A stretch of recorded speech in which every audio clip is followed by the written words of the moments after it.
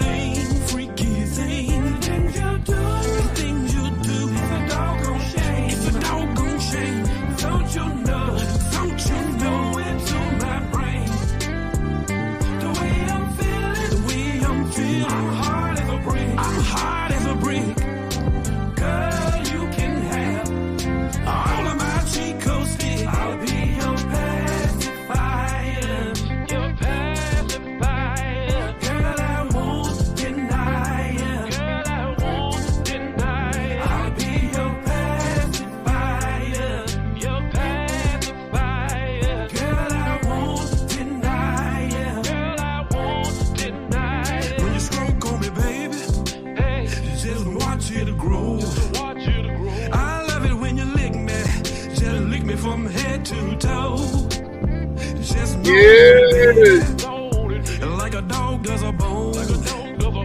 I stay right there until the cows come home. Just work on me, baby. All right, let me cut that out. That's some of that down south blues everybody can use. Yeah. Yeah. Let me cut that off. Go to the regular music. Oh, man, I ain't think I was gonna have to do it. We in here. It's just our opinion podcast. The Sunday, every now and again, the edition. This one in the plan. Podcasting live and direct in Monroe, Louisiana. My brother Dark Prince in the house. That's right. I did not We had to plan. do a part 2 for my brother because he missed out yesterday. I did.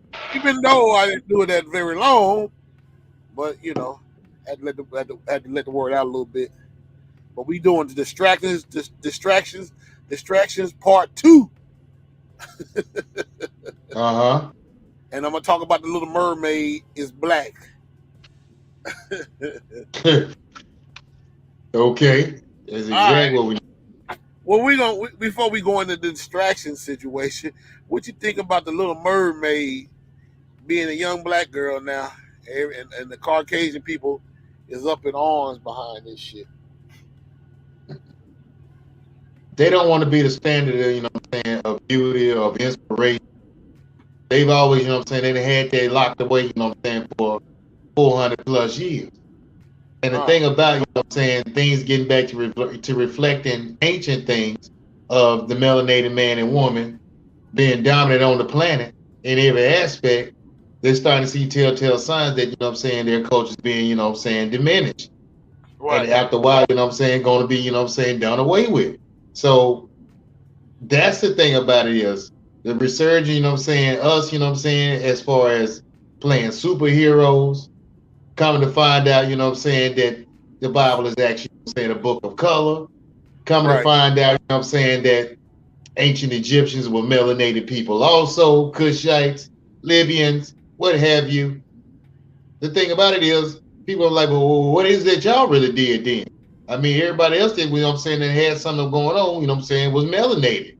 That doesn't put a mark on the planet that everybody still looks toward, you know what I'm saying, still draw, admire, and all from. What y'all, all y'all have been is just taking over countries, pillaging, raping, and destroying, and oppressing people. That's the only legacy you got.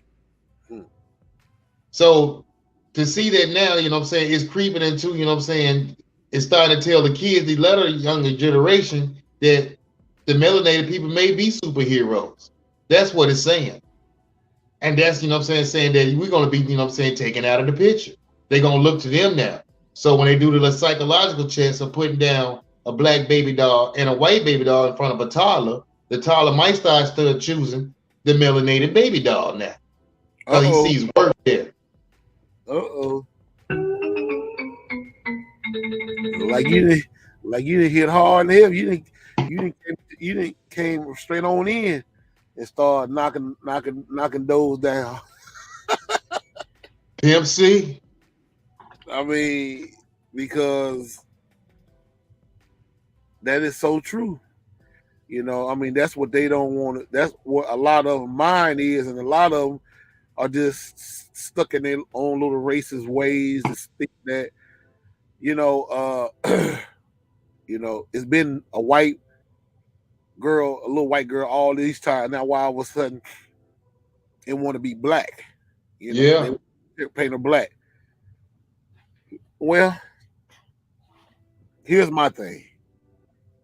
I ain't never, I used to be, like I said last night, I used to be a big contributor of Walt Disney because when I was a contributor back then, I was very young and I didn't know the shit that I know now about Mr. Walt Disney. Yeah. You know what I'm saying? I'm not going to go into details about this shit. All you got to do is, I tell people, you know what I'm saying, you just got to do is research and look it up. And you'll see who this man really was and how he really felt about melanated people. He didn't even want you. He didn't even want you a part of his whole concept of an amusement park. You know, Disney World, Disneyland.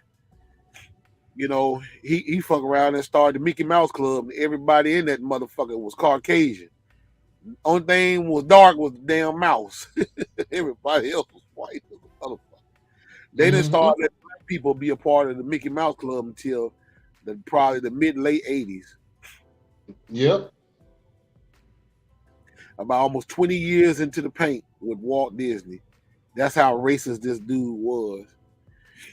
You know. He said it clearly, in a statement that he didn't make those rides for Negroes. He made them for his people. And you gotta think about it. His whole get down when he made that damn Walt Disney World and Disneyland. These were in areas where Caucasian people was basically dominated at. Yeah.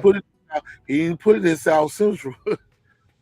You know what I'm saying? He didn't put it in Sanford, Florida. He put that bitch right there in Orlando because these were dominated white areas.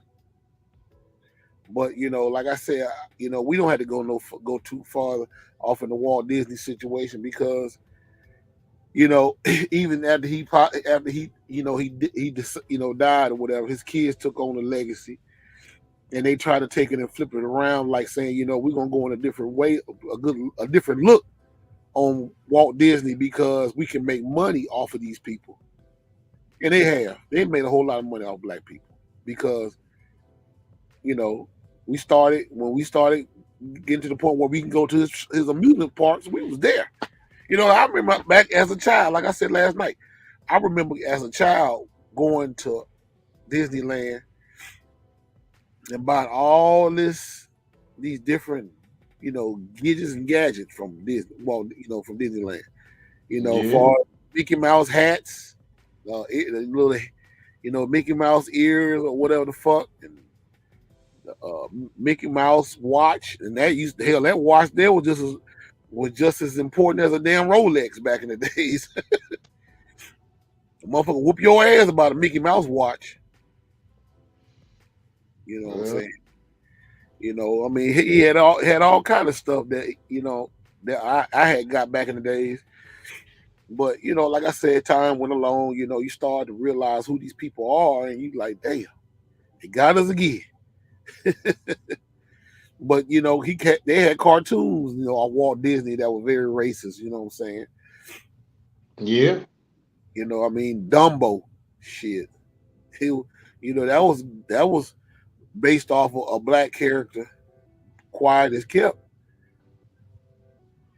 Hell, they had a damn black dude singing like he was a fucking slave. Goddamn it, broken ass English. I see the butterfly. This is the shit they had back in the 50s, 40s, or whatever. You know what I'm saying? But you know, like I say, I don't give a damn about no damn Walt Disney, all that shit. You can go to hell with all that bullshit. You know, I know Cuz said he was gonna go to the movie as soon as it dropped. He gonna go and support the little young lady, which is all good. You know, shout out to the little young lady, whatever her name is.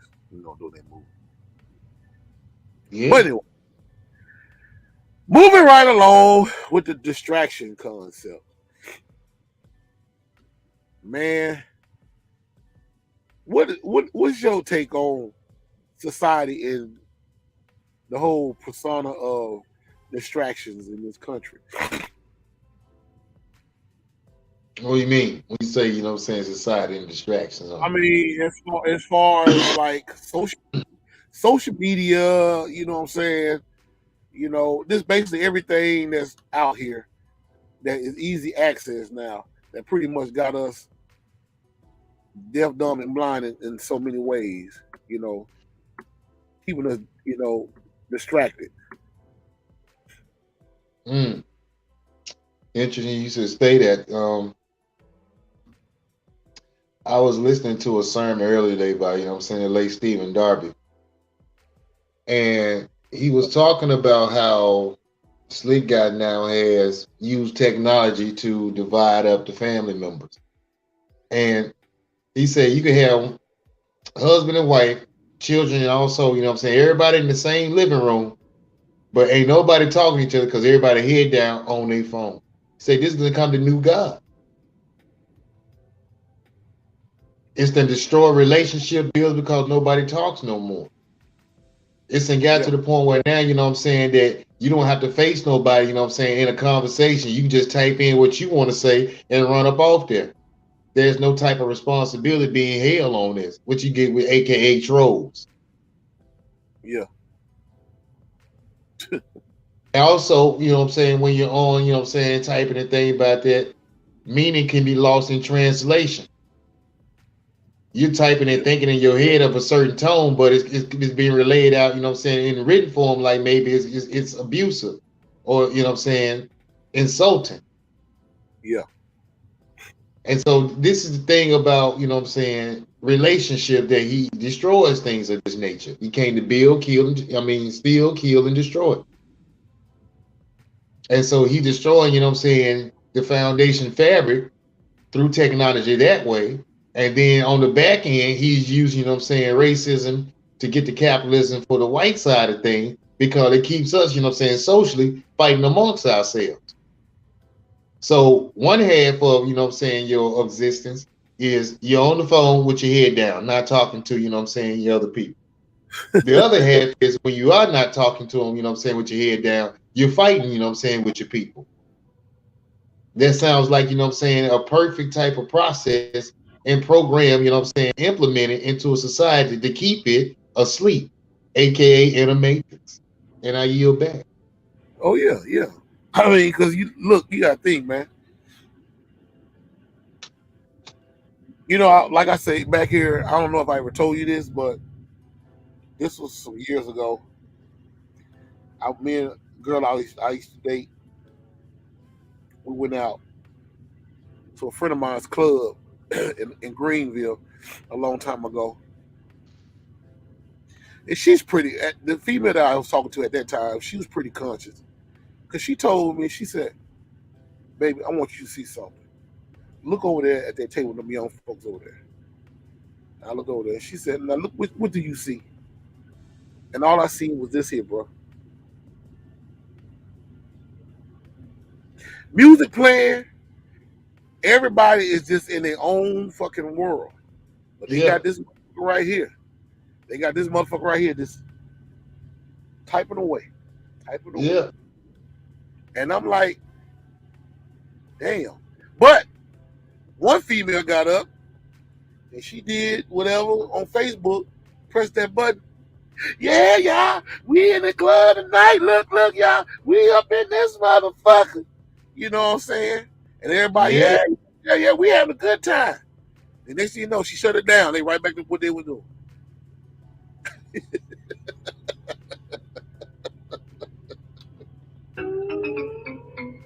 But see, that goes down to our people, you know what I'm saying, want That's attention, fair, bro. attention and appreciation, you know what I'm saying? And we lack that. So they thirst for it. They thirst for it, you know what I'm saying? To be that. Because here's the thing. What I come to find out that there's a few things that we as black people keep us into a lot of trouble. And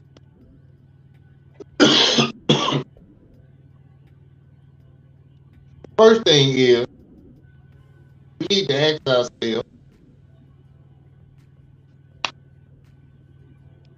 who are we? Right. Then you start asking yourself, you know what I'm saying, where am I from? Lastly, you want to know what is my purpose. Right. These three things is what we don't have answers to as a people. That's the problem. So anything that's thrown out there as entertainment, we're grasping onto it, trying to find some type of relationship with it to give us some type of idea of those three questions that I, you know what I'm saying, just posted earlier. Right. So in that confusion, like you see here, these are the distractions. They keep you away from all that, keep your mind away from answering that, because it is unsettling to answer the question so you don't have the answer. Right. So these distractions come in and play a part of your life, whereas this is why they continue to have something happening, jumping off in the news, on Housewives of Atlanta, Facebook, Instagram, Hollywood, PNN. It don't matter. It's a process to figure out. We got to keep something going to keep their minds off of finding out who they are, where they from, and what their purpose is. So entertainment and technology is going to be always be and ever growing. If y'all notice, Yep. the Apple phone comes out with a new version every year. Yeah. They down to what? 14 now? Apple phone, the Apple Up to 14, I should say. Up to 14. You know, I see an Apple 21 going, Apple 22. It's gonna continue because people are asleep and locked into that. and they feel like they gotta have it or they ain't nothing. Yeah, they want to have it. You know what I'm saying? This is the thing. They got to keep up with the Joneses. I'm doing good. Look at me. I got the latest. These are the same ones that they lose their money, they go jump out the building. You know what I'm saying? Window somewhere. What I tell you about that song about the, you know, Temptation had a song called The Joneses. And Richard said, Joneses got a new car today. And you should say hooray for the Joneses. But you sit there and worry until your hair goes gray, worrying about the Joneses. Yep. You know why? Because we were so poor that we've gotten accustomed to trying to put on a facade to make it seem like we all right. Make it seem like we're not hurt. Make it seem like we have been broken. Make it seem like we have been humiliated. Make it seem like we don't know what poverty is. It's all a big a big band-aid over everything, dog. That's what facade is. Fronting until we make it. It's a big band-aid over everything because there's a lot of shortcomings that we see within ourselves, and others than saying, like, I'm going to take this band-aid off and let it breathe so we can get to heal. I'd rather cover it up.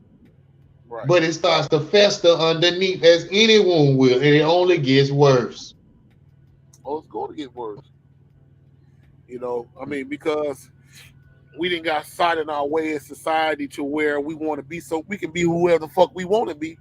That we used to had hard time trying to be when we in high school or whatever. You know what I'm saying? In society, period.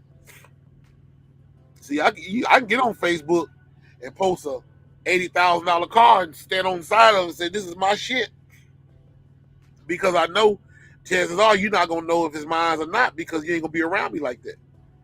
Yeah. But if you do decide to come around me and they're like, "Man, where your Dodge Challenger at?" And you like, "Man, it's in the shop, man." For real?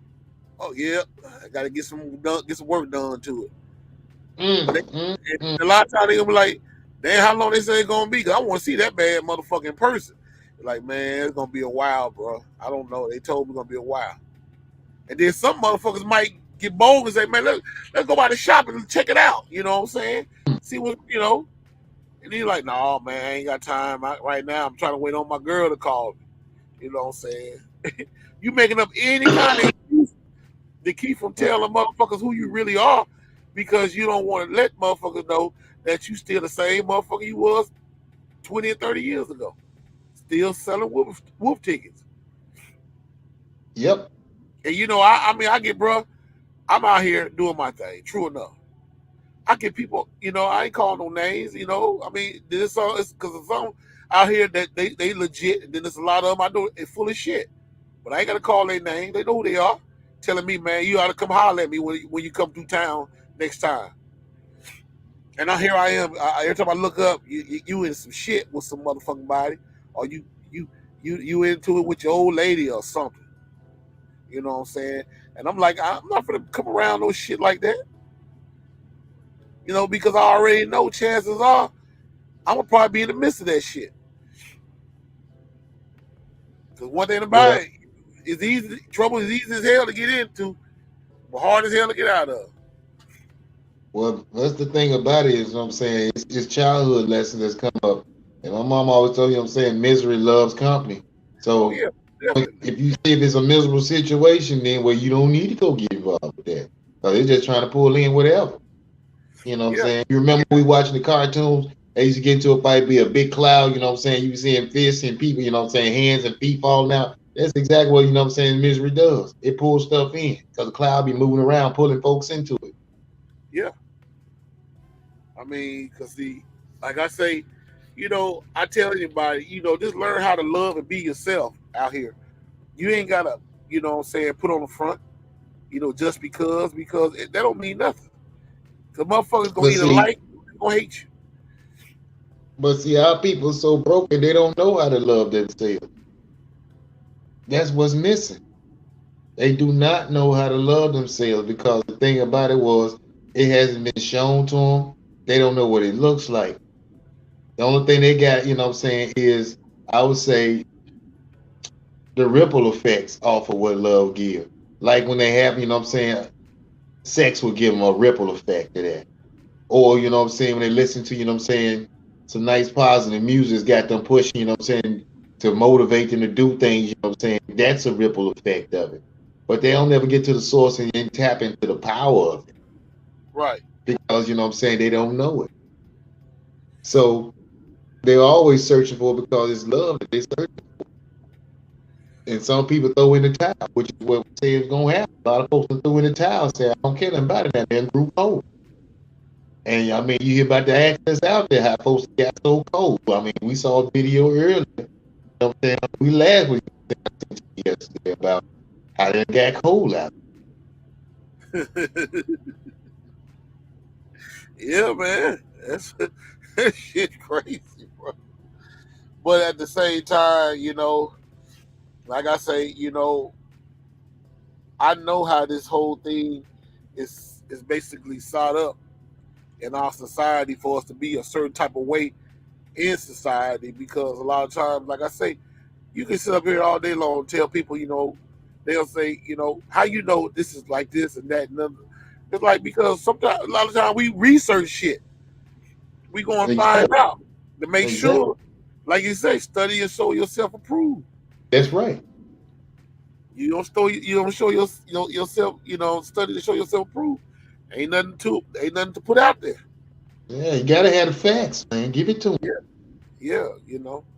I mean, like I say, a lot of things they put out here in society is a distraction to keep you from thinking about the things that you really need to be focusing on. You know, they read it. See, a lot of us, like right now, a lot of us is glued to the television for football because football season has started. And I ain't no disrespect to anybody. Shout out to you guys that's watching the football, the game, the game or whatever the case may be. Because I used to be a fanatic of football. We all used to be like that. Basketball especially. But when you start realizing that these situations are controlled by the powers to be, because a lot of these motherfuckers, basically, it's not really about the game anymore. It's about power of the Yeah, game, how to control yeah, the game. yeah. Because it's more goddamn motherfucking talk shows and shit on ESPN about these guys' way of life than it is about what they, how they play the ball and this, that, and other, like it used to back in the day. Howard Cosell used to talk about how they play ball and how good they were. And he went all they up in. How about he got a $40,000? He got $100-something-thousand-million home or some shit with 20 bedrooms and 28 bathrooms and all that shit. There ain't none of your goddamn business with this motherfucker, unless he invites you over there. Yes, it is. Yes, it is. Because see, that's a part of the distraction game too. Because I used to wonder about that too, and we touched bases on here a while back. You know what I'm saying? But we was talking about news reporters and like Dan Rather and them back in the day, and Peter Jenner and them getting paid $2 million just to talk about something. And then here it is, you got athletes making the same type of money: basketball, baseball, football, hockey, what have you. As long as a profession, observed in this nation, that you're gonna make them type of monies.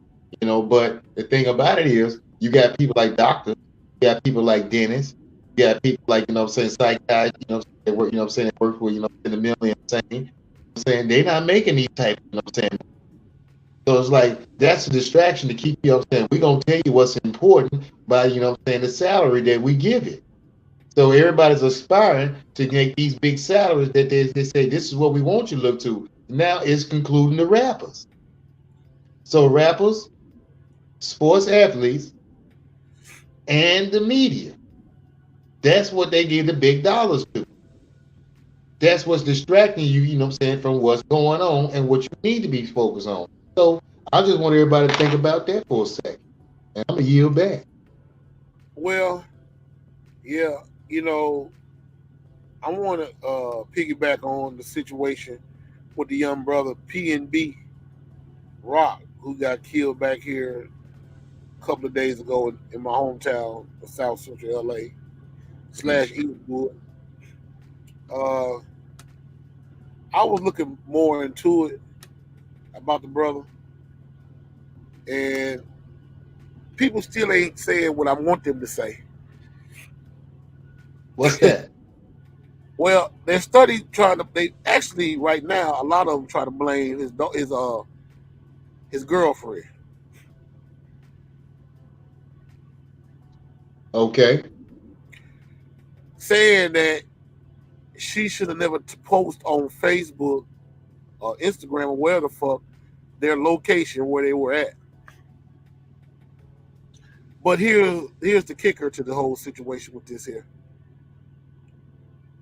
When you coming into South Central LA, people are standing out in the street just like any other metropolitan city in the nation. Black folks wise like that. If you pulling up in $100 or $200 some $1,000 car, you are considered a target. It ain't like the brother that pulled up in a goddamn 1919 get out and push. They already knew. It didn't matter if she posted on Instagram or not. If shit was going down, it was going down anyway. Mm-hmm. But we know that it's bigger than what people think it is, because we found out what record label he's on. and that told me everything I need to know. Yep. This ain't got shit to do with him, with his old lady sharing an Instagram picture or whatever the case may be with notification in it. That's the scapegoat. Yep. That man, you know what I'm saying? Like I say, chances are when he got that damn car, they already knew who the fuck he was. And 9 times out of 10, a lot of celebrities pull up at these Roscoe's in South Central all the time. The one over there on Pico that I used to go to back in the days. Mm-hmm. Everybody in Miami is over there, and they got pictures to prove it. You go up in that motherfucking restaurant, like around by the bar part, by the restaurant part, you know, where they cooking this shit at. They got a whole goddamn shrine full of pictures of all celebrities that have been in that motherfucker. Yeah. Denzel Washington, Dub C, Ice Cube, Ice T, some of everybody that been up in damn Roscoe Chicken and Waffle. So what you wanted to tell him though? What you wanted to hear him say? I mean, I'm my theory. I don't believe that the young man was killed because of his girlfriend posting no food on no damn Facebook. So what you think it is? I said what I said is that damn record label. Mm. Because it's a pattern. See, it's a damn pattern going. It's a goddamn pattern. Bloop, bloop, bloop, bloop, bloop, bloop, bloop. How many rappers that lost their lives since 2022 been in here?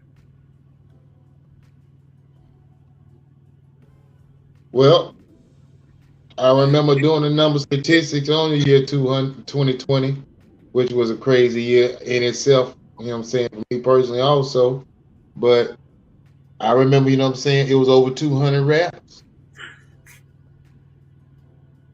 And you go and pull up that record label and see all those guys who was on that label are in cahoots some kind of way, and they just popping up dead.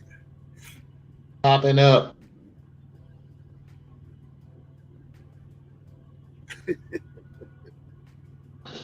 But they say, oh no, his girlfriend wrong because she shouldn't even had no business posting no food on there.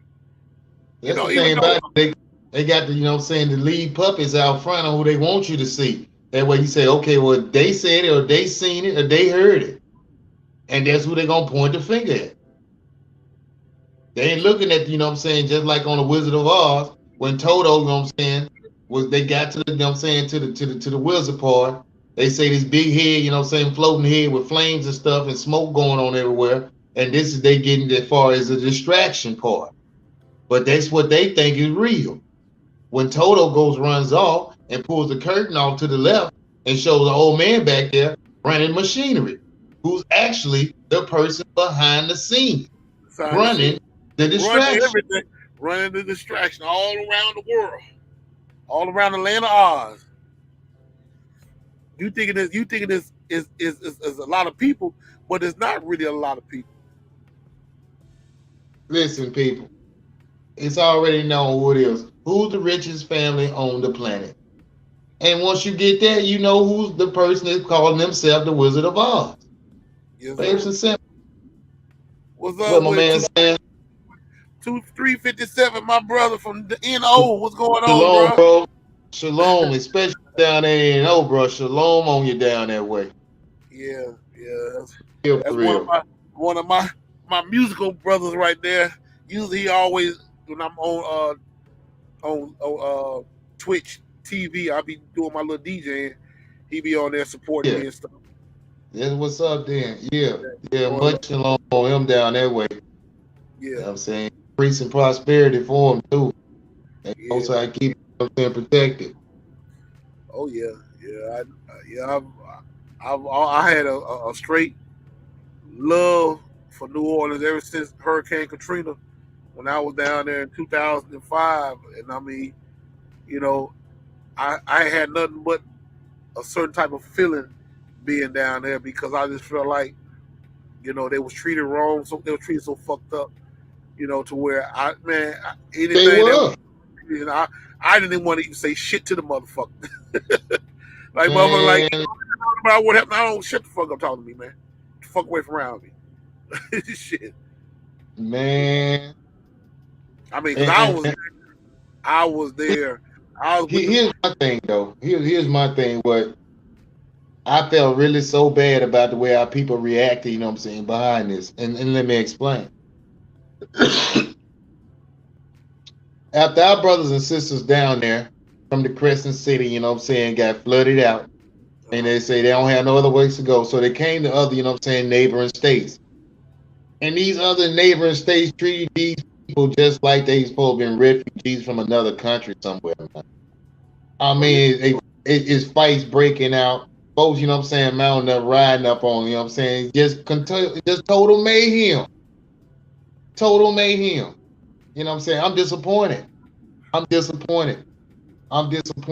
That showed, white America at that time frame, my people, that we was exactly where they wanted us to be at each other's throats.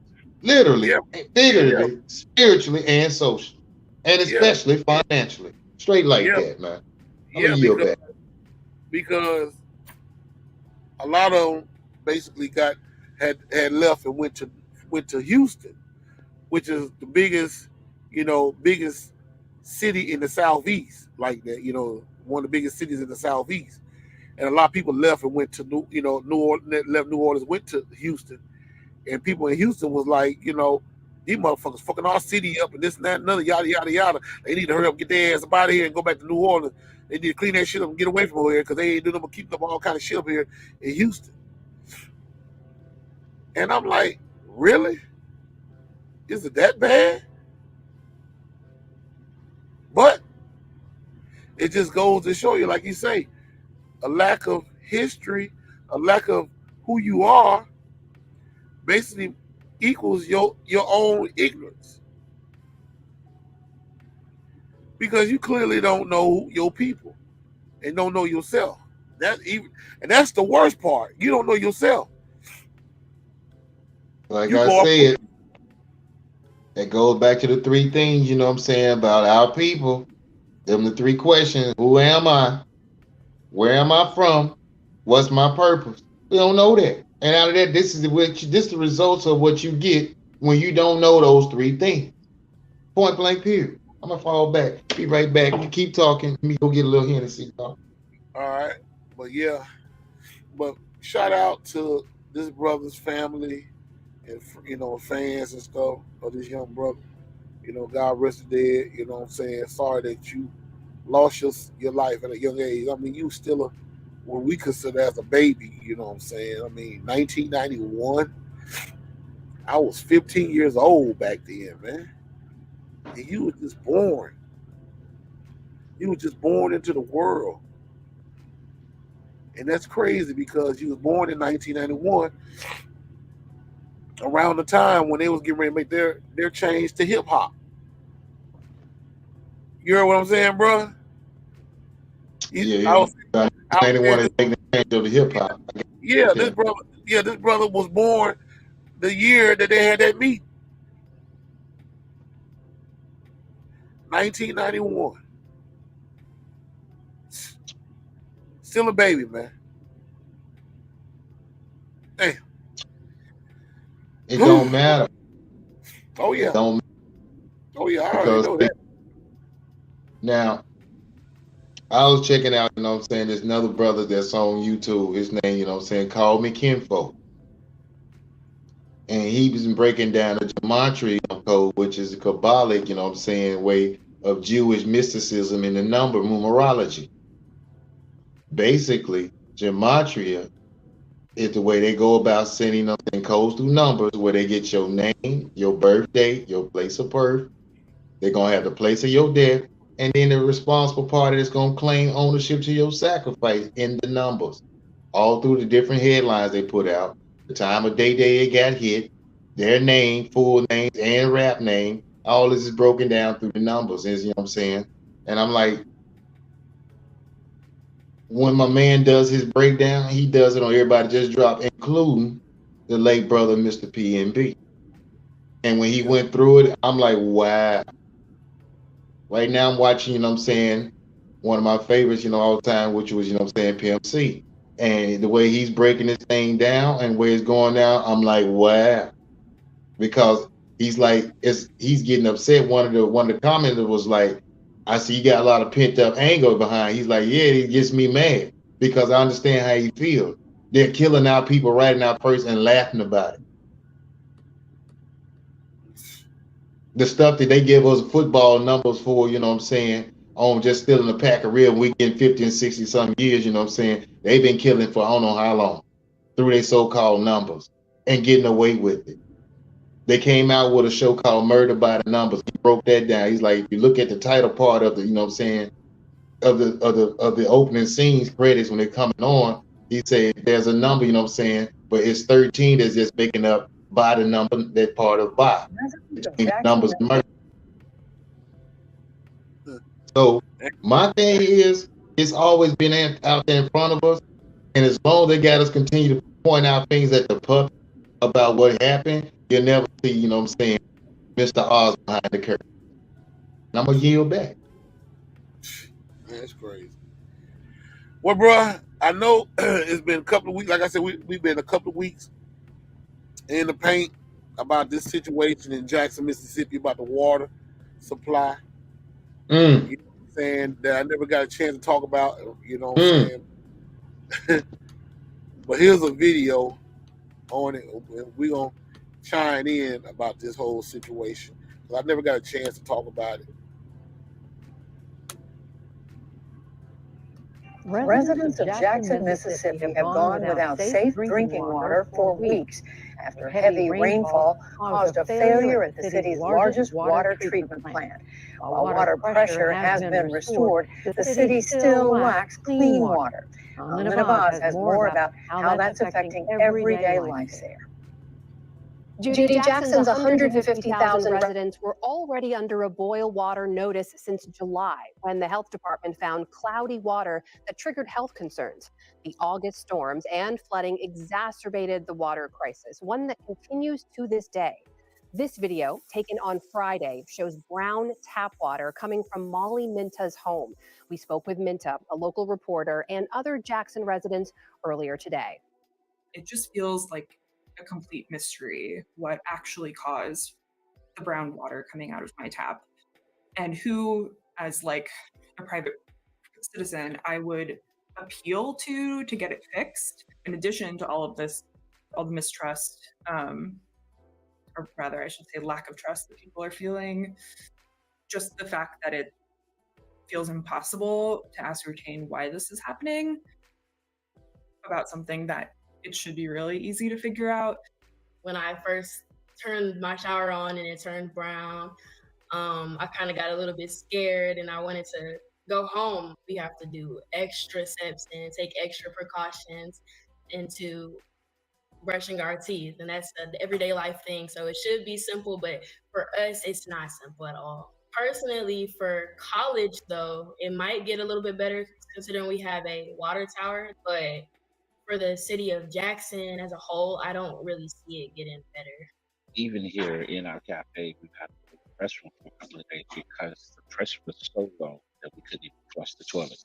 This is hard because this isn't normal, and it shouldn't be normal. And I've heard this has been going on for a while. Jackson's water crisis is in the headlines now, but other communities, notably majority Black and brown cities, face similar ongoing issues. Joining us now is Robert Bullard, Distinguished Professor of Urban Planning and Environmental Policy at Texas Southern University and the Director of the Bullard Center for Environmental and Climate Justice. Professor, welcome to the NewsHour. Thank you for joining us. I just want to get your reaction to some of what we heard right there. What does it say to you that residents in a capital city in America for weeks have not had and still don't have clean tap water coming in their homes? What this says is that infrastructure in many of our cities that have suffered from disinvestment over decades is now coming home, and that it's a result of just systemic flight of resources to outlying areas at the expense of those who are living in our cities. So today we are focused on Jackson, Mississippi. People will remember earlier this year we were talking about Benton Harbor, Michigan. A few years ago we were talking about Flint, Michigan and their water crises. Are these one-off events or do you see something larger? Are these indicative of a bigger problem? It is indicative of a larger problem, and the problem is basically looking at which communities get resources for infrastructure and which ones get left behind. And when cities begin to transition, the demographic shift from predominantly white to predominantly black or brown, you start to see problems occurring in terms of getting state funding to support infrastructure. And you can see that direct line with not only infrastructure when it comes to water, you can see schools. When the demographics of schools change, you start to see the schools basically decline in terms of lower tax dollars. When it comes to housing and other kinds of infrastructure, which means that we have to make sure that dollars flow in a way that's not based on race or geography. So when people hear the phrase environmental racism, is this what we're talking about? We're talking about environmental racism. We're talking about infrastructure apartheid. We're talking about which communities get left out, left behind. And when you have a red state and with blue cities, it's more difficult for those cities to get resources from the state. It's not just Jackson, it's Texas and other southern states specifically. When you start seeing that flight of white people from the city, you also see that flight of dollars, infrastructure dollars, roads, bridges, dams, water systems, schools. You can name it. Mississippi is rated a D- when it comes to infrastructure. The U.S. as a whole is a C-. So when you talk about water is something you can't live without, and you would hope that a city and state could work together to ensure that its citizens have clean water and other kinds of safe issues that make for quality of life. Let me ask you about some of those funds then, because there are some federal funds folks are pointing to that say this could help. The state of Mississippi will get about $429 million from the Bipartisan Infrastructure Act. That's just to fix their water and sewage systems. And even though Republicans voted against it, the city of Jackson is slated to get about $25 million from the American Rescue Plan of last year. What kind of a difference can those kinds of funds make to keep this from happening again? Well, I think anytime we can invest in infrastructure and have funds flow to need, like the Bipartisan Infrastructure Act, that money needs to go directly to the city and in some cases county. When it goes to the state, there's a roadblock. And so I think it's important that we somehow dismantle those artificial barriers that keep funds from going to those needed cities. What kind of a roadblock? What are we talking about there? Well, it's racial. It's political. It's historical.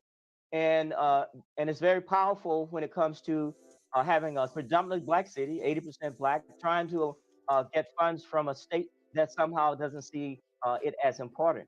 Now, that's a roadblock. That's a barrier. And race is still, if you look at zip codes, still the most potent factor that determines where money flows. And it's pretty obvious that infrastructure dollars over these decades have not flowed into Jackson. And that's a major issue today, but it just didn't happen in the last year. It happened over decades. Professor, these funds could take many months to make their way into communities. Projects will take a long time to make any kind of lasting change. What about in the short term or the medium term? What can be done to help people in Jackson? The issue of fast tracking water systems and getting the kinds of treatment facilities online quickly with the urgency of now. I don't think we should go through the usual process. This is an emergency. And I think we're talking about not just water, we're talking about health. We're talking about people's lives. And so it needs to be treated with that sense of urgency and not allow red tape or politics or any kind of artificial barriers to stop this from being fast-tracked. That is Professor Robert Bullard of the Bullard Center for Environmental and Climate Justice joining us tonight.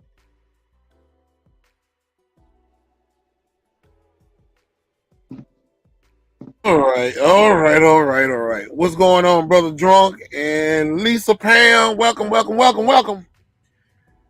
But Shalom, brothers and sisters. Shalom. you want to go first, bro? Because I need to find this video, Eyes on the Prize, right quick. Go ahead and say what you got to say about this situation, man. Well, remember we was discussing earlier, you know what I'm saying, today about the water crisis that was going on in Jackson with our brothers and sisters down there, and it being predominantly our people being in that city. I also remember telling you about the white flight to the surrounding areas outside of Jackson. And it was brought to my attention about them having their own water supply that's going on to these places outside of Jackson. Now, the part that really, you know what I'm saying, struck a nerve with me in this is that I started to think about something with these outside places, you know what I'm saying, being outside. The thing about it is they have to have a waste, you know what I'm saying, system too. Where is their waste going to since they got their own water supply? And when this stuff was coming out brown in these people's faucets and in their showers that they was being talked about, I like, well, would you look at that? Because it's the only way I can think about it going. They're flushing their waste down into Jackson. I'm a yield back. Yeah, I seen Drunk said he was talking about Brett Favre scamming Mississippi for $5 million. Well, we're gonna talk about that in a minute. He said, I ain't never seen water as dirty as it is in Jackson. That's what I meant to ask you, brother. Are you from Mississippi, by the way, Drunk? Are you from the state of Mississippi? He said water dirty as fuck, and they telling people to just boil it. Yeah, I seen that shit, and I was like, get the fuck out of here. You can't boil no dirt. Shit, you boil dirt. But see, I got a video. Because I from got a video. I really don't. I'm not going to even rebuttal about Jackson, Mississippi, because there is a video that came out about 30 years ago that basically speaks for itself about Jackson, Mississippi. And I found it. Okay. So we're going to watch a little bit of this. And y'all tell me why Jackson, Mississippi is like it is. Here we go. There is no state with a record that approaches that of Mississippi in inhumanity, murder, brutality, and racial hatred.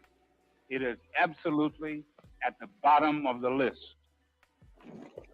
In 1964, the state of Mississippi called it an invasion. Civil rights workers called it Freedom Summer.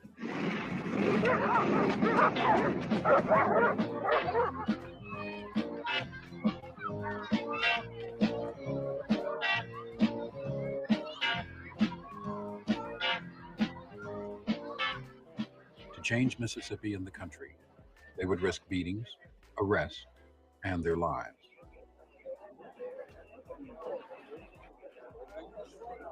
Y'all know what my child was doing? He was trying for a soul to make a better living. And he had two fellas from New York, had their own home and everything, didn't have nothing to worry. But they come here to help us. Did y'all know they come here to help us? They died for us. I know the one thing we did right was the day we started to fight. Keep your eyes on the prize. Hold on. Keep your eyes on the prize. Hold on.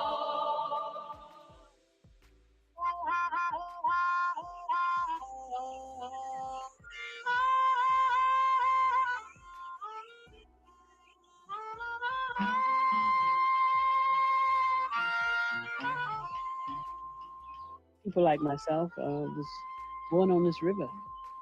I love the land. It's the Delta. And to me, it's now a challenge, it's history, it's everything of what Black people is all about. We came up out of slavery. And this is where we acted it out, I suppose. All of the work, all of the hard work, all that. But we put in our blood, sweat, and tears, and we love the land. This is Mississippi.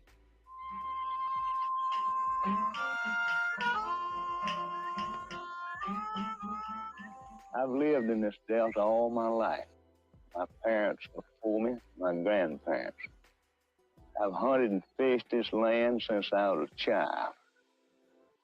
This land is composed of two different cultures, a white culture and a colored culture, and I've lived close to them all my life.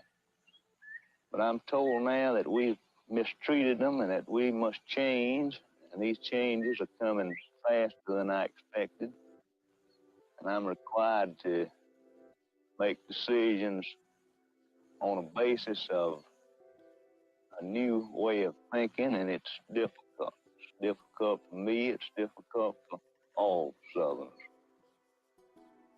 I was born in Mississippi, in the United States, and I'm the product of my heredity and education and the society in which I was raised.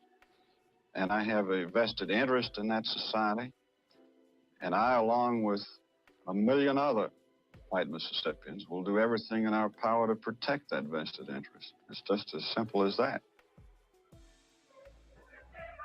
In 1954, the Citizens Council was established in the Delta, the northwest section of the state, where blacks outnumbered whites. The council's purpose, to preserve white political power by opposing integration. Council chapters soon spread across the state. Within 4 years, the Citizens Council was powerful enough that in the election of 1959, it threw its support openly and actively behind the candidacy of a damage suit lawyer named Ross Barnett, not one of the world's most successful politicians up to then, and saw him elected over a supposed moderate who was himself a segregationist, but with a quieter voice than Ross Barnett. And from 1959 until 1963, in the Barnett administration, the Citizens Council was the state, and the state effectively on matters racial was the Citizens Council. Bankers, politicians, and owners of businesses joined the Citizens Councils throughout the South. They punished people who supported integration or black voting rights by foreclosing mortgages, firing workers, or refusing loans to farmers. And they used their influence to push through laws that would ensure continued white domination. It's primarily a struggle for power. And I think we would be stupid indeed if we failed to see where the consequences of a supine surrender on our part would lead. At the center of Mississippi's struggle for power was the black vote. In some counties, blacks outnumbered whites 4 to 1. In 1962, in many counties, no blacks were registered. There's a big psychological, gap to overcome. There's what a lot of people call a psychology of fear on the part of most of the Negroes. They're afraid of losing their jobs. They've been brainwashed. They think that somehow all of this is the business of the white man, and it's not something that they're supposed to be doing. 26-year-old Bob Moses came to Mississippi at the request of Amzie Moore, an NAACP leader. Moses and other SNCC organizers opened offices throughout the state to recruit local Mississippians. I was asked would I join the SNCC, which was Student Nonviolent Coordinating Committee, and I said yes. And they said, well, what do I have to do? They said, just try to encourage people to go and try to register, go over to the courthouse. And that was my start of going around here to my neighbors and friends and asking them, would they come and go to the courthouse and try to register to vote? People were being put off the plantations. People were threatened. Folks was put in jail just because we wanted people to try to register to vote. Some attempting to register had even been murdered to stop black political activity. And the state passed new voting laws to make registration more difficult. on this side.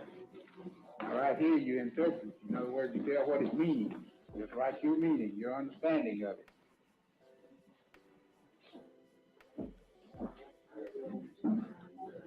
Registering to vote at that time meant that you filled out a 22-question questionnaire. One of the questions was, interpret any of the 286 sections of the Mississippi Constitution to the satisfaction of the registrar. Now, you have to bear in mind that some of those registrars couldn't read or write, but that didn't matter.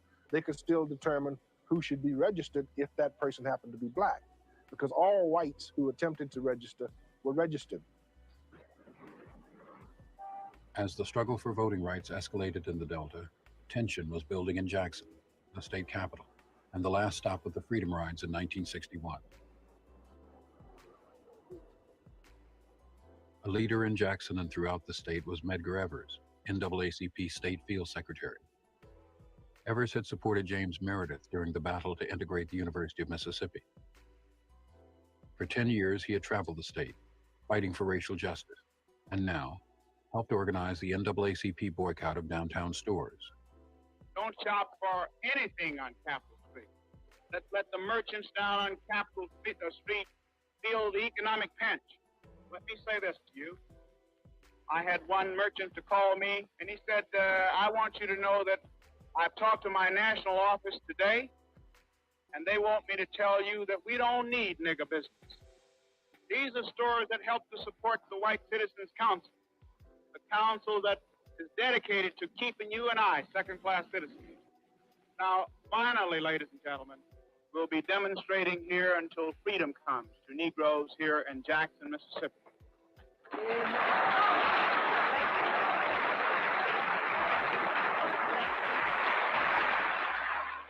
In June 1963, students in Jackson poured out of their schools to protest the beatings and arrest of demonstrators in downtown sit-ins.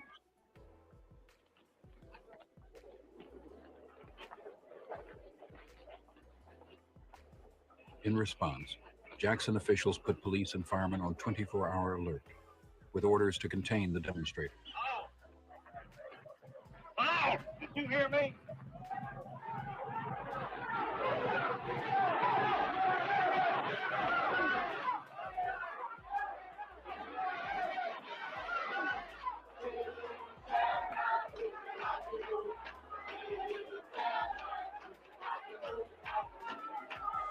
Hundreds were arrested. Mayor Allen Thompson announced that Jackson could handle 10,000 if necessary.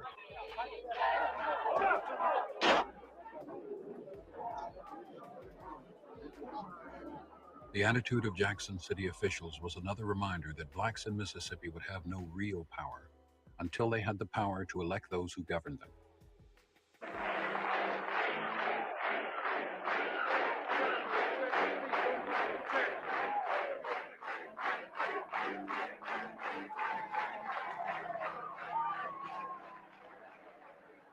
If you are not a registered voter, remember this one thing, that Allen Thompson got in the mayor's office by the majority of the folk who were qualified to vote and voted on the day that he was elected. Ross Barnett got in office because he was elected by the majority of the folk who were qualified to vote and voted on the day that he was elected. And if you don't like this thing, let's get ready to change it.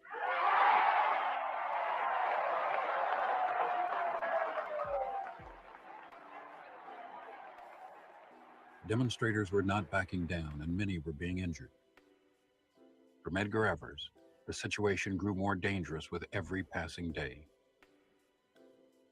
It was simply in the air. You knew that something was going to happen, and the logical person for it to happen to was Medgar.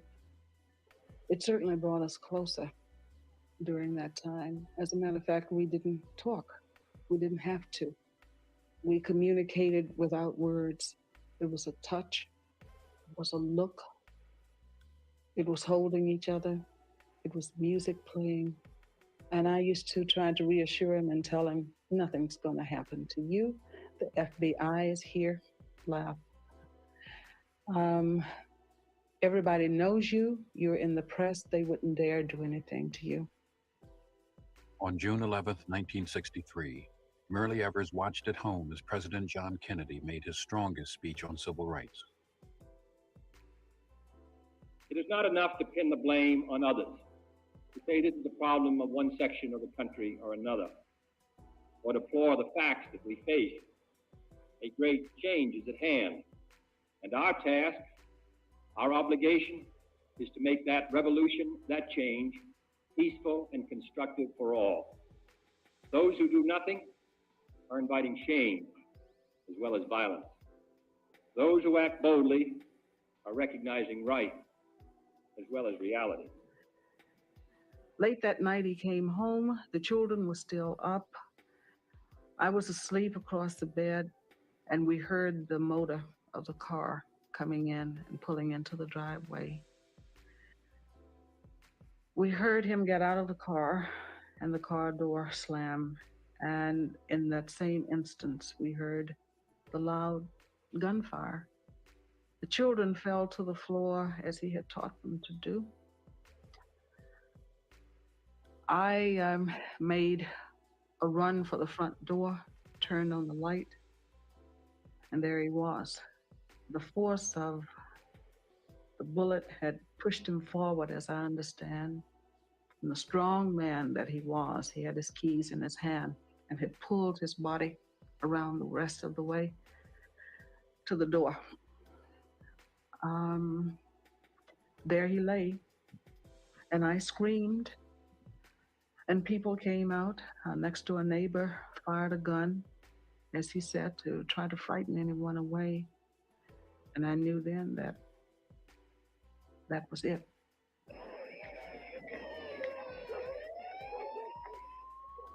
Medgar Evers had been shot in the back by a single round from a high-powered rifle. The one fingerprint found on the weapon belonged to Byron De La Beckwith, a member of the Citizens Council in Greenwood, Mississippi.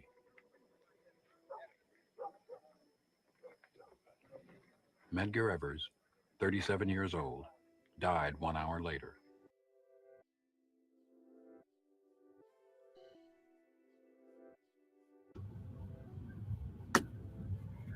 I wasn't gonna go too deep off in that video, but I just had to give a little reminder of who Jackson, Mississippi is. Yeah, that was a powerful video, bro. Yeah. You know, I appreciate doing that. Oh yeah, yeah. I remember that video way back when I was in California, and I watched a little piece of it when we was in school. They showed that particular video for Black History in my elementary school a long time ago, back in the 80s. And you know, I remember some of my classmates was like, "Maurice, did you say your mom and them was from Mississippi?" I was like, "Yeah, my mom from Mississippi." And they're like, "Wow, them motherfuckers, well, woo, man, what the fuck?" You know what I'm saying? Because it was like something. They're like, "Man, motherfuckers wilding like that in the country, them white motherfuckers wilding like that down south." I was like, man, that was a long time ago. You know what I'm saying? It's different compared to how it is now, but it's still on the same level, but a little bit sneakier. Because see, you gotta think about it. When Jackson back in them days, it was predominantly, they was outnumbered by blacks, but the whites was running shit in Jackson. Yeah, they had a political power. Yes. And they could do what the fuck they want, when the fuck they want, and how the fuck they want.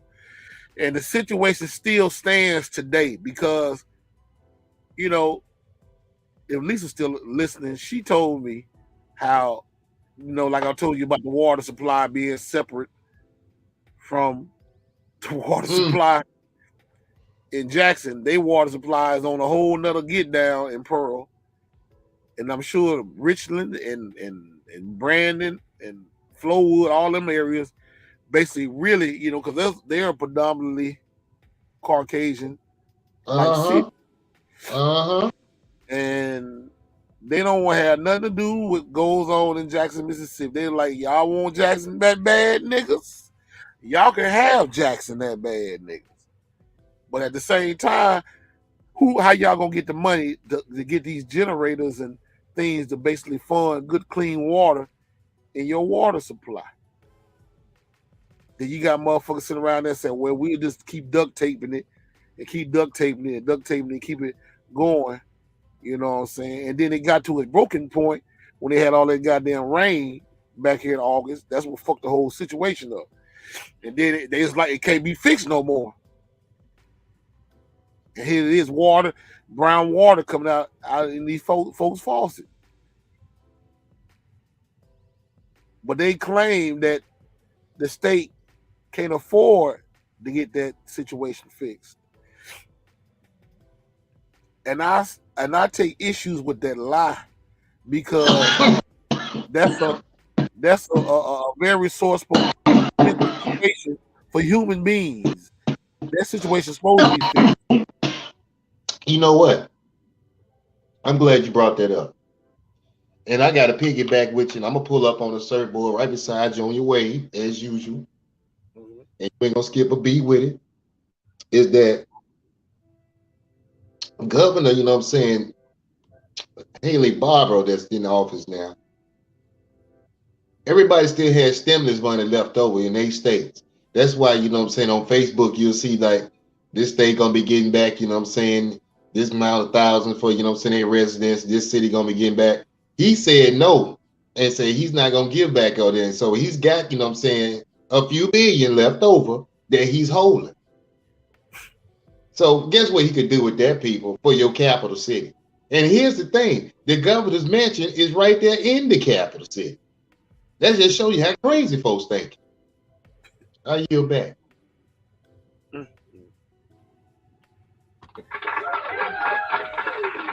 Can't do nothing but give you an applause for that one, bro. That's some real shit. But like I say, you know, I tried to mix apples with bowling balls to say, what if this was Southern California? And how would they react if the water was fucked up like that?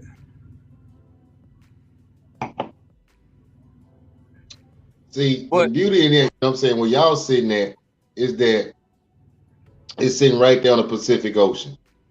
That's right next door. So you can't divide that part up for white and black people. Everybody's got to get it. That's the part about it. Naturally, you can't do that. So if they had a way of doing it, they would have tried it. You know, that California aqueduct is one line, and everybody plays a part in that one line in the whole city of Los Angeles. Yeah.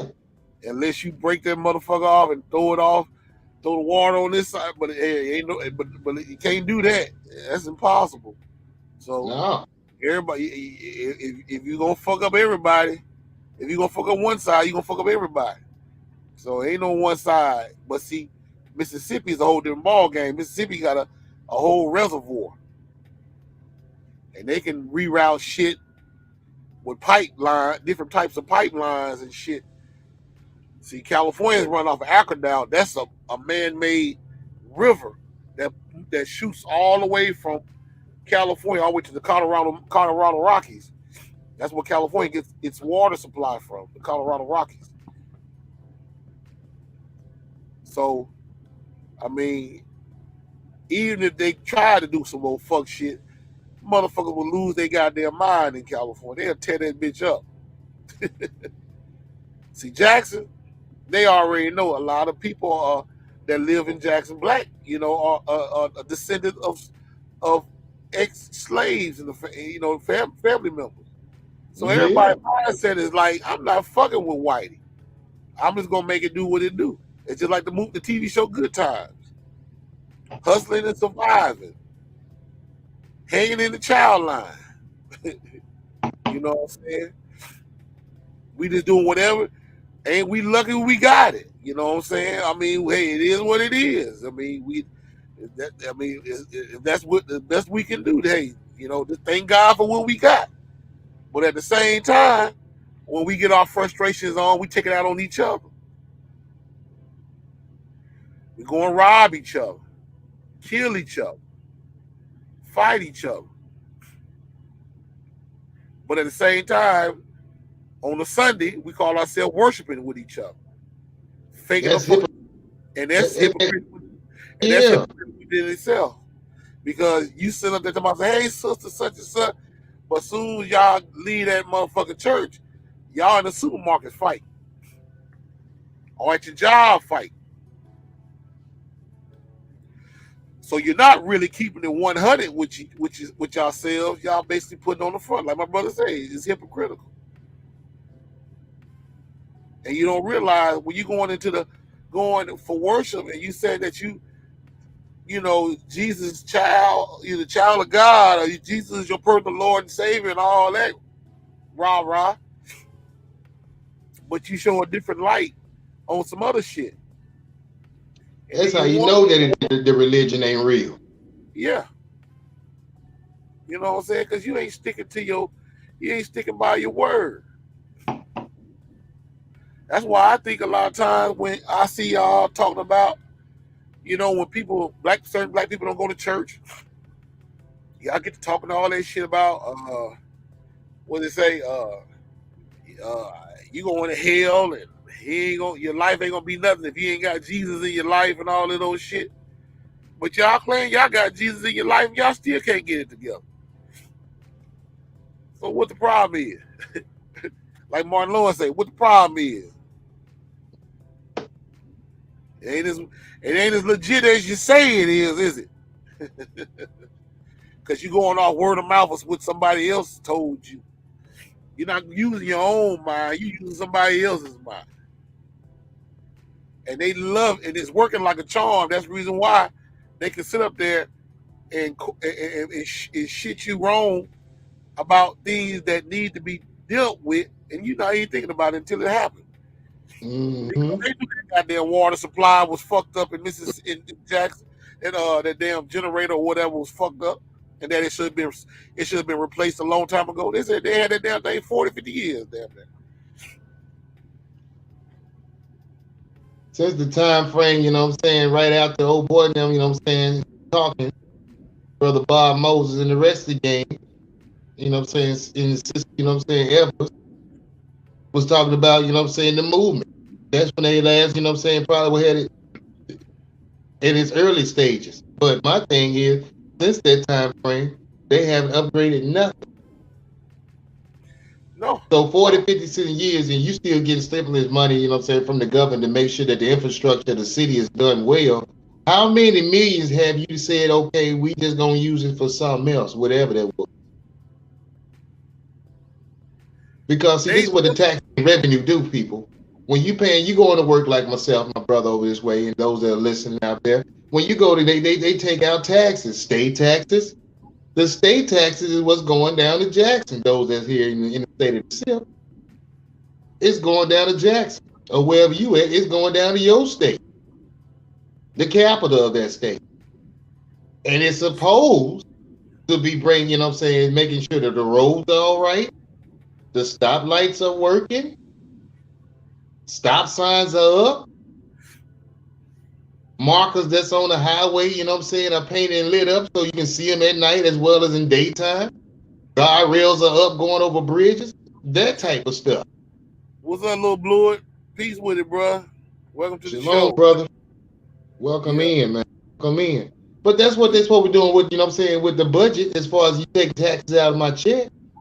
It's supposed to be going, you know, for the infrastructure, you know what I'm saying, of the state. Man, I've seen in different cities and different states and stuff, where they got the sign up there telling you your tax dollars at work, telling you how much that they use out of your money to fix the roads and all the other little bullshit that they say they claim they fix with your money.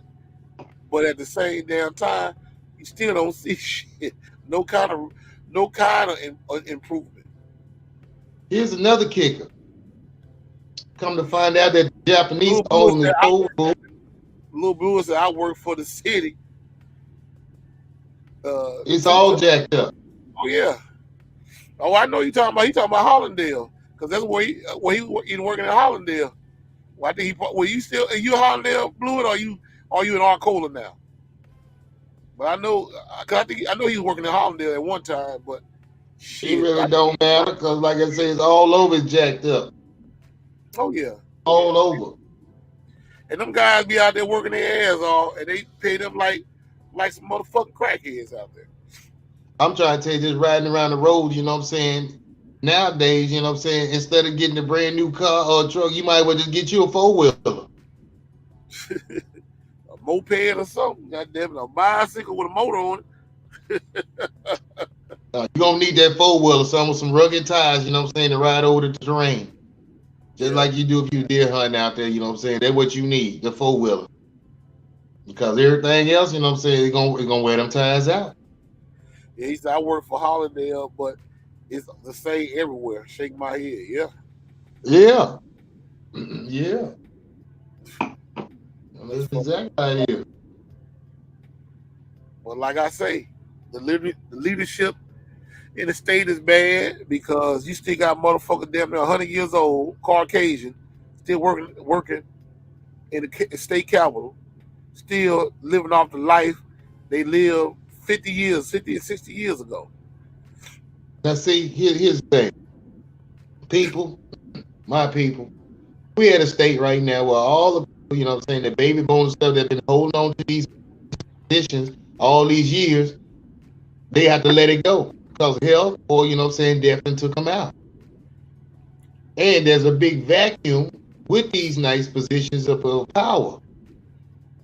I will behoove everybody that's listening right now, you know what I'm saying, that the way we make change is we got to have the people that say, okay, I'm sick and tired, like Sister Fannie Lou Hamer used to say, that's from the SIP, to hop on into them seats down there in Jackson and make the change. Like Michael Jackson said, make the change. That's how it's going to happen. Got to go, you know what I'm saying, we got to go ahead and be about it. Straight like that. Yeah, because, I mean, it can be done. If people stop worrying about sucking shit, about who fucking who, and who liking who, and how they liking who, and worry about your future, your kids, as well as yourself. Because they basically showing you over and over and over again. The Most High is showing you over and over and over again. He putting this out there so you can get out there and make change and do something about it. Instead of bitching and complaining about it. Because every time you look around, we'll sit up there, get on social media, and bitch and complain, and don't do shit. What you say? He said, as long as the citizens don't say nothing going to happen. Listen, I got to piggyback in on that. Because, see, this is what Dr. King said, something that was relevant too, you know what I'm saying? He says, the thing about it, evil only triumph if good people stand back and do nothing. Yeah. And right now, if they got the fear tactics going on our people, you can't do it. You just a thug. You just a bitch. You just a hoe. You just a thought.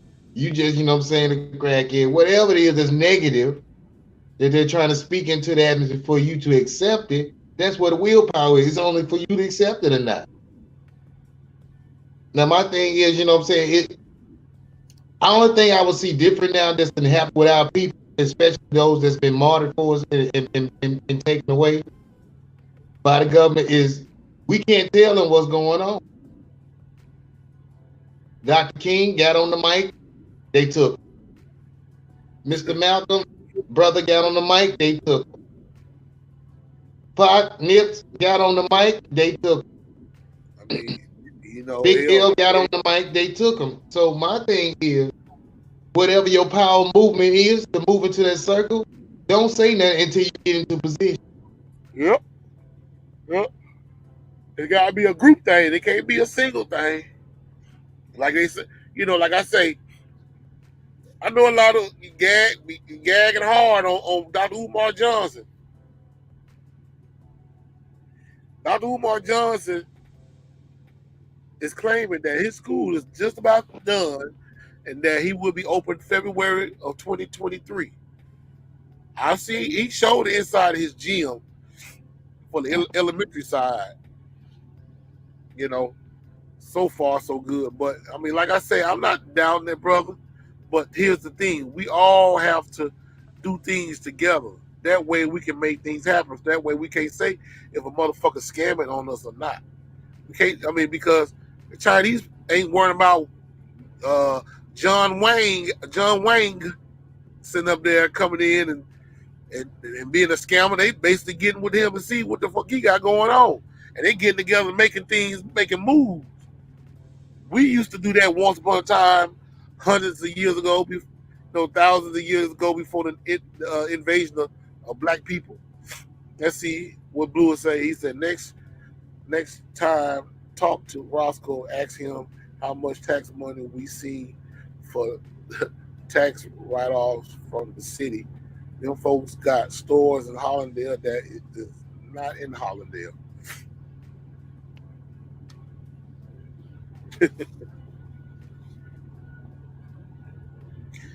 That's fraud right there. You heard me. That's fraud right there. Yep. But what can you say though, bro? What can you say? Fraud. That's the thing. Now, if you get on the mic and say that long enough, then some people probably try to come visit you. You know what I'm saying? Talking about, you know what I'm saying, we're gonna need you to hush that up. You know what I'm saying? We got this money or we got the bullet for you. How you want to do it? And that's what it's gonna probably come down to. Well, one thing about it, my daddy's always say nothing for nothing leaves nothing. And nothing lasts forever. Eventually it's gonna come to pass. But when Mississippi decided to get off his high horse on sucker shit and get out of the goddamn past and start grooming itself for the future, it's gonna always be Mississippi. But see, that's the thing though, brother. Here's the thing, they not on a high horse no more. They done fell off the horse and got their foot caught up in the stirrup and getting dragged while the horse is still galloping hard. Because your time and ride is over.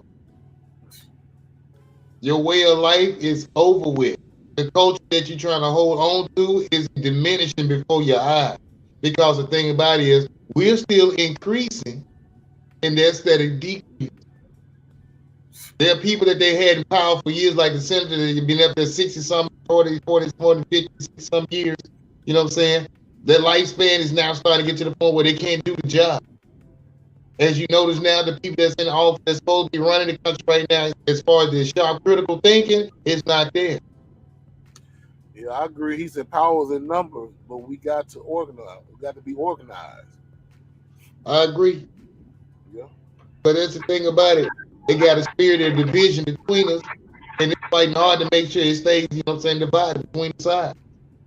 Oh yeah, because you gonna have some motherfucking buck dancing ass niggas gonna be like, man, we gotta do this. They gonna talk you out of the situation to do the opposite.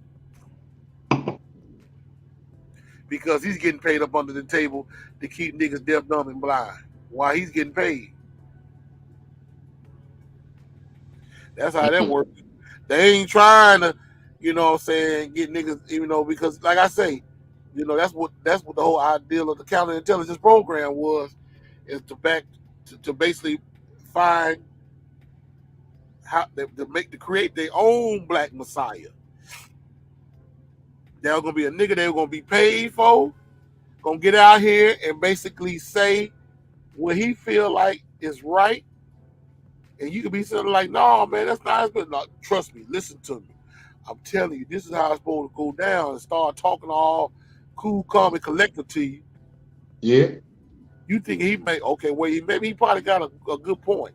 No, he ain't got no good point. He just talking like that because he being paid to talk to you like that, to keep you from organizing. Uh-huh. And as long as you don't organize, you can live peacefully and comfortable under their situation as citizens in the United States of America. Because they need us to bank off of. But see, that's the thing about it is, if you ask, you know what I'm saying, if they would like to just come to everybody, every black person, you know what I'm saying, I should say, I ain't gonna say black, I should say melanated person with a microphone and, you know what I'm saying, with a check and say, okay, if you get this answer right, you know what I'm saying, The same as the person just, you know what I'm saying, the melanated person that we just asked, you know what I'm saying, yesterday, and you get the same person, you know what I'm saying, the same answer that they gave us, we'll give you the check we gave them the same thing. So everybody be like, okay, cool, bring it on. And then ask one simple question to each one of us. What is that you think black people need? Everybody question gonna be different. We're not a unit. Right. Oh yeah. But you know, it's funny. We own the Mississippi side of the game. Did you hear about the situation with Brad Favre? Nah, go ahead, fill me in though. Well, we'll just look at the clip and we'll just go from there. Because I really didn't get the full detail of it, but here's the video right here for NBC News. To make a choice whether you want to pay your light bill or whether you want to put food on the table. Tamara Edwards raised 4 children on her own in Mississippi, applying for welfare benefits just once for childcare while she worked.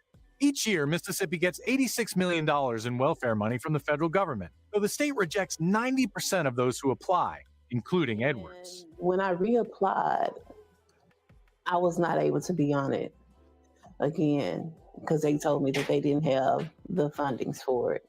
But the state was dispersing millions more of its welfare dollars, just not to families that urgently needed it.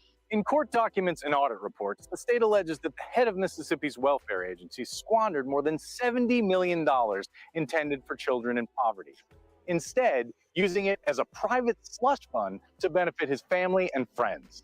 Tens of millions of dollars on items like hiring retired pro wrestlers, first-class air travel, a horse ranch, and $5 million to build this women's volleyball facility at the University of Southern Mississippi. That building with ties to an NFL Hall of Famer. Brett Favre's daughter played volleyball at the university. Text messages obtained by Mississippi Today show Favre saying he helped secure government grant money for a new arena. And he personally was paid more than $1 million to give 3 motivational speeches that never happened. Favre declined to talk to NBC News, but his attorney says he has been questioned by the FBI. Favre says he never knew it was welfare money and paid it back after demands by state officials. Favre still owes $228,000 in interest imposed by the state auditor. I wanted to at least collect the facts. Former U.S. Attorney Brad Pygott was hired by the state to find the money. How is Brett Favre getting money that's supposed to get kids out of poverty? It's a mystery to us. Here we had tens of millions of dollars sent by the country to do the thing that we need done the most, and it was squandered. In July, he issued a subpoena to get more answers about that volleyball arena, including any communications between the university and former Governor Phil Bryant, whom Pygott says directed the spending. Bryant says he was unaware that welfare money was involved. What happened to you after you filed your subpoena? I was terminated. The state welfare agency says they fired Pygott because the client and the lawyer were not on the same page. The investigation has only recently resumed. Welfare agency head John Davis was arrested and charged with bribery and conspiracy. He pled not guilty.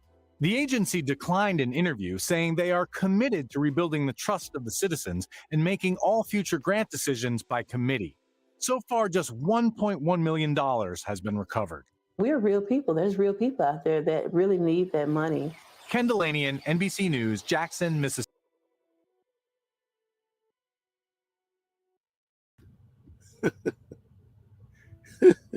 You think I'm buying that?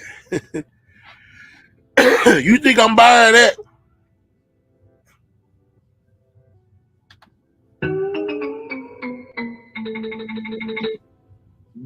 Y'all actually think I'm buying it? This is a football player, Brett Favre. This is the same motherfucker who basically shitted on Colin Kaepernick for kneeling, taking a knee for the flag.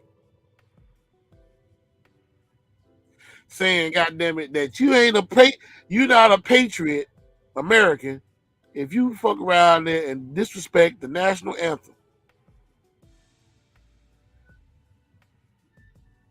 But he disrespect the whole goddamn country. He's stealing motherfucking money. from people that they catching hell trying to get it.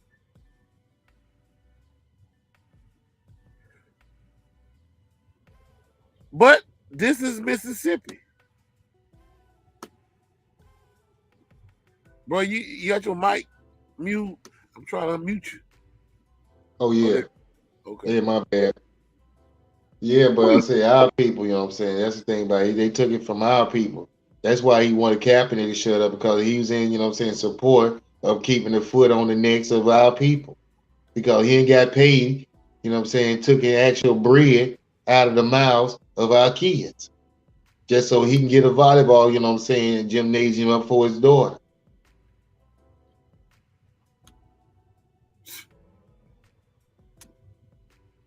Yeah. I'm not gonna make like this is a surprise situation to me, because it's not. It's going according to plan as expected, as it should anyway. Yeah, it's going to plan as it should, because, like I say, Mississippi, I love that state. I live in that state now. Been living in Mississippi on and off. Put them all together, you might well say I've been living in Mississippi 30 years. Coming from Los Angeles, California. Some of y'all might say, how in the fuck did that work? How the hell did you end up doing some shit like that? Well, I'll tell you. When I came to Mississippi in my teens, high school year, Mississippi felt like it was a dark cloud over that whole goddamn state, because, like I say, I know I've been in cities where people are living their best life and just enjoying, and you could tell, you could just feel it in the air that it's life being lived in these areas that I was in. But when I come to Mississippi, it felt like I was in a house that wasn't invited. I wasn't invited to be in. It was like I was closed in. And that's because it's so much negative energy that been bred towards our people, to where we don't even know how to love each other. They didn't knock the goddamn insecurity barrier into our asses down there now. Because we're more insecure in that state than we have ever been since slavery. And this is why these motherfuckers like Brad Favre can do shit and get away with it, because they homeboys all work in this goddamn system that writes these checks that we trying to get to feed our family. But at the same damn time, ain't nothing gonna happen to that hunky. Ain't nothing gonna happen to him. Nothing. All they gonna do, they gonna get together and they gonna basically have him do some apology type of shit. He probably gonna even apologize. They probably just gonna let him slide and kind of whip that shit down, because you're gonna have this shit right here going in Mississippi versus the water crisis in Jackson. Yep. And it's gonna be, which side you gonna basically worry about, the water side or this goddamn welfare funding side? Because you got two distractions out of Mississippi. You see where the money went to, though. Oh yeah, yeah. It didn't go to. I mean, like I say, it's no surprising. That young lady said she been trying to get funding for her family for years, and Mississippi have done it. Hell, look at my cousin. My cousin, my auntie, God rest her dead, had been working day and night trying to get my cousin funding for his disability, and she finally got it for him. It took about 2 or 3 years, and he got the evidence. All the doctors, forms and stuff on him and everything. All the evidence in the world, even seen him Did an examination right there in their fucking face. They still gave my auntie hell trying to get this man funded in that state. They was fighting hard. But it goes even deeper. When my goddamn auntie got killed in that car wreck, her church going friend, how they fucked around there and didn't want to turn over the damn accident report to the attorneys that I was putting up in Memphis, stating that it was going to take a while. Take a while for what? But what it was, they didn't want to turn over shit because they felt like they were gonna get bombarded. But at the same time, I guess their attorney was like, you ain't gotta worry about it because we all working together in Mississippi. And besides, those attorneys are outside the state, so we still winning. So the attorneys that I was dealing with in Memphis, they told me in my cousin, it wasn't nothing they can do about it because it's in Mississippi, not in Tennessee. They said if it was in Tennessee, it'd have been done with and we would have been settled. Yeah. He said Mississippi bullshitting. And so they turned it over to the Simmons brothers out of Greenville. And I knew they were some kumbaya ass niggas. So I told Cuz, I said, he might well go ahead and let it go.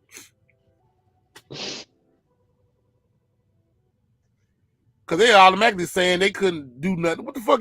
Y'all attorney, y'all can't do nothing? But I know why they couldn't do nothing. Because you and the asshole of these Caucasians and you ain't finna make no damn move. So, I mean, like I say, these motherfuckers do shit like that. This is the Mississippi Chronicles. Drunk said, imagine if Terrell Owens would have did what Brett Favre did.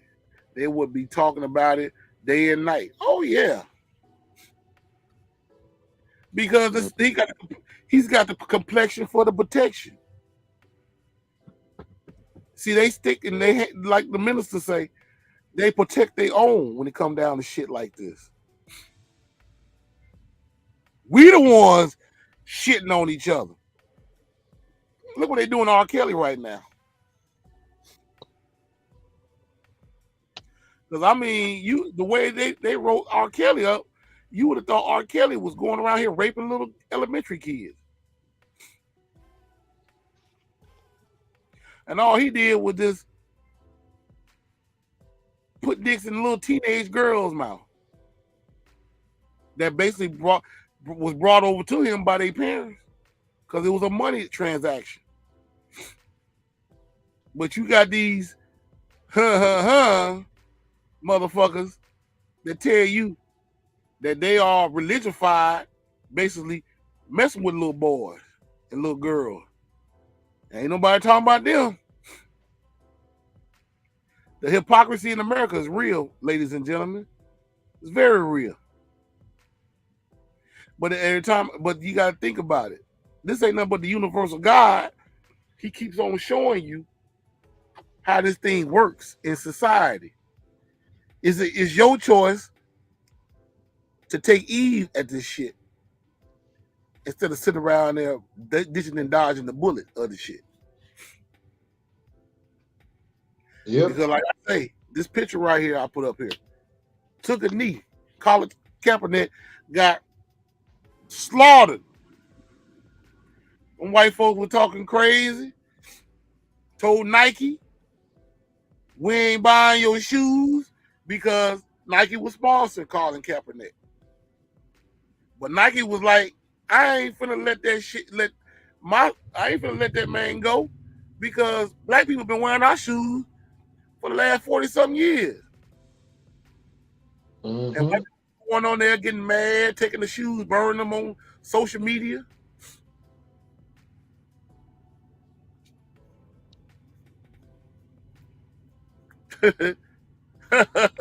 Burn the shoes like that was gonna hurt Nike. Nike's like, hey, we already got the money. Burn as much as you want. Cause you paid for them, motherfucker. So I said make some idiots. Huh? Make some idiots. Yeah. Shit, they still rocking.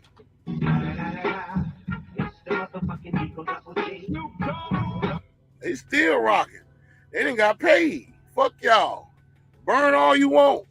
We got your money now, motherfuckers. Oh, man, damn. It's 10:15, bro. Yeah. I think we go ahead and end this here live, man. I didn't know we was it was that late. You know what Well, I'm we saying? got started a little bit later tonight, you know what I'm saying, than usual. Oh, yeah. You know what I'm saying? Shout out to comedian Jeff Brown. I was trying to see if he was going to come on tonight, but I think he had something going on. And he probably was in his he probably had something going on and getting blowed at the same time. You know, but shout out to my bro. I texted him. I had called him. He told me, just text me. I'm kind of busy. I was like, oh shit. I was like, oh, my bad. But I sent him the link. I thought he would have came on, but he'll get a chance to come on one day. I know my brother be busy. I ain't mad at him. You know what I'm saying? Because the brother be trying to get some things going. He was telling me about the movie and the TV shows and stuff he's trying to get set up. You know what I'm saying? So, bro, finna get it in. I hear you. But I got a little project they work. Oh yeah, for sure. That's why I said, you know, I love my people when they get ready, when they make things happen.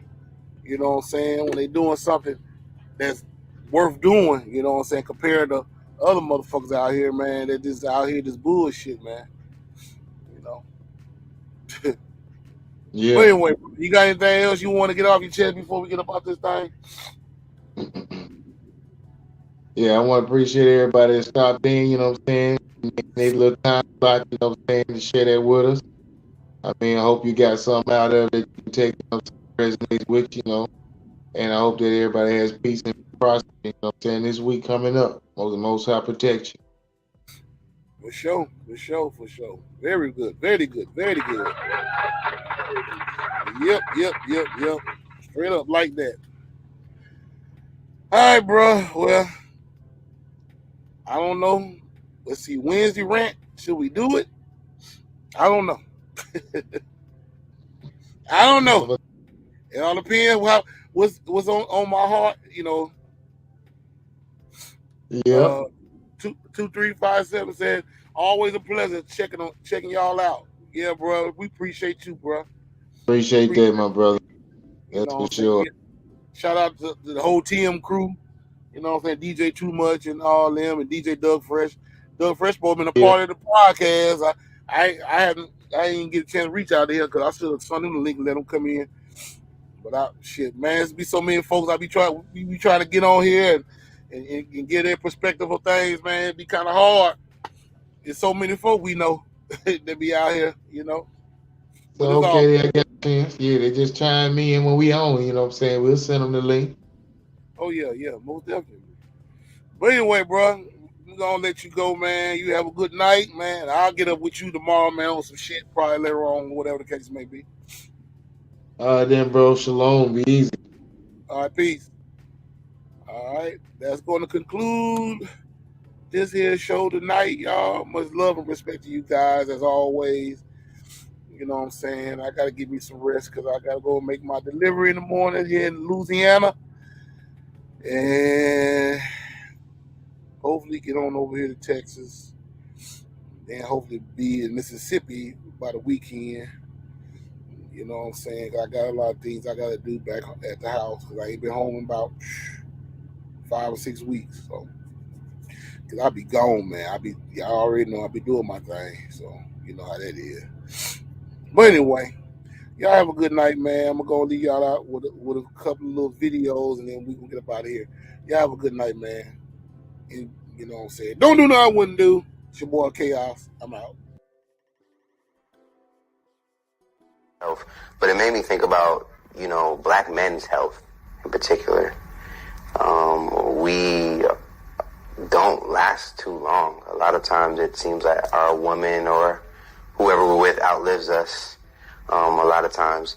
And on your particular vehicle, your Project Friday, We lost a lot of black men in that, and women as well, with health. I guess, yeah, how do we talk about the people that we lost? None of them were killed by like bullets, I don't think, or... Food is the number one killer. Food is the number one killer. And I'll go so far as to say, doctors be killing motherfuckers. The third leading cause of death is medical malpractice, is misdiagnosis of medicine. That is the third leading cause of death. And you get on this medicine to mask all these symptoms created by what you're putting in your body. And we're allowed to eat a lot of things that I was saying is banned in other countries. They're living longer in other countries because their governments are afraid of them. We're afraid of our government. So we accept garbage on the shelves. You go into the average American grocery store, nothing on the shelf is edible. Nothing should be consumed on any of it. Processed foods, and a lot of vegans are going to get in trouble because they're going from meat to this processed meat, and it's going to cause a lot of problems eventually, and it's going to come back on the vegan community as if, listen, your body is delicate. You are a delicate, beautiful machine. And when you overwork your insides, you become sick. We are really frutivores. I go 1 week out of the month, I eat only fruit, raw fruit. I'll eat an entire watermelon. Oranges, mangoes, grapes, melon. And I clean my system out, and my energy shoots through the roof. People say, oh, we got fangs.